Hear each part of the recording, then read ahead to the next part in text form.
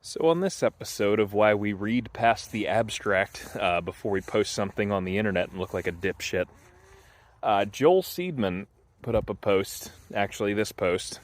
I've been promoting offset training for years because I've seen the incredible results of my athletes. Fortunately, recent research shows it may even be superior to traditional training for muscle growth and for strength. And you know, it's hot off the presses. It's groundbreaking new science that came out a year and a half ago almost, explaining that offset training on the bench press yielded greater strength results than regular traditional loading. Well, I'm pretty sure Joel read one sentence of this paper, because that is the only explanation I have for a doctor being so fucking scientifically illiterate here that it's either just willfully just ignoring every other word that's available in this completely free to read article that exists, that you can find it very easily. So I'm having a hard time understanding what this is even about. So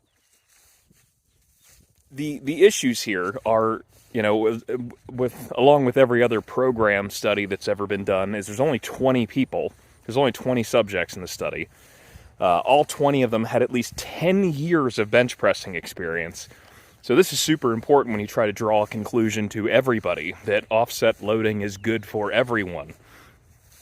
Because you can only apply these results to people that have been bench pressing for 10 years. So someone that's been bench pressing for 5 years is different than someone for 10, or an older person that has never bench pressed before, or a younger person that's never bench pressed before.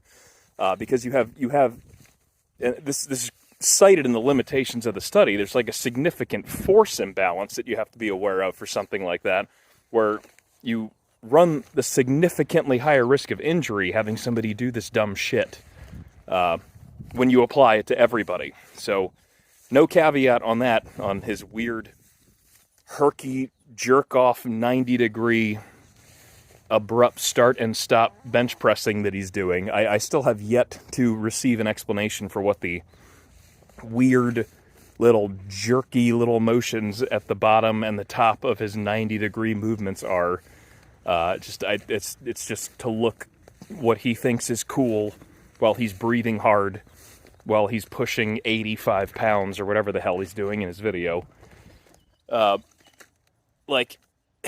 So another issue is we only have 4 weeks of actual study time here. And the whole conclusion that it comes to, that it is somehow better than 2-armed bench pressing to make your bench press better. I read the whole study. I could not find anything about a 1-rep max bench press post-test in the study. But there is a weird, vaguely mentioned citation of another paper about pec major size and how you can estimate bench press max based on pec major size. So the only muscle that they looked at in this entire study was the pec major, not the triceps, not the deltoids or nothing. And they did a pre-test of a 1-rep max bench press. In the conclusion, they said it makes your 1-rep max bench press go up because your pec major got bigger. That doesn't make any sense at all, especially when you're not measuring any other muscle group and you're not measuring, what their fucking 1-rep max bench press was at the end of the 4 weeks. And then the study didn't even use like a typical like null hypothesis test. They used a magnitude inference test, which is people don't normally use that in scientific research because of it's almost guaranteed to have a fucking type 1 error in the study, which is a false positive for something. So this is something where like your hypothesis sucks so bad you choose to do this so that if it fucks up you can blame that. The methodology that was used in the study is nonsense, and it's on there touted as this thing you should definitely do. It's applicable to everybody. And oh yeah, if you do it at 90 degrees, it's even better for you. So this, I've been thinking about this for 2 fucking days since he posted that, and I read that study 3 or 4 times, and I don't understand. I really don't understand how someone who has a doctorate degree made it through school and is able to, like, unironically, non-sarcastically post something like this, like it's okay.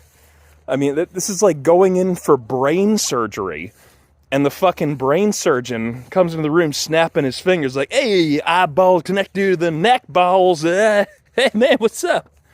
It's like fucking idiocracy when he goes to the fucking hospital. So anyway, this has been pissing me off.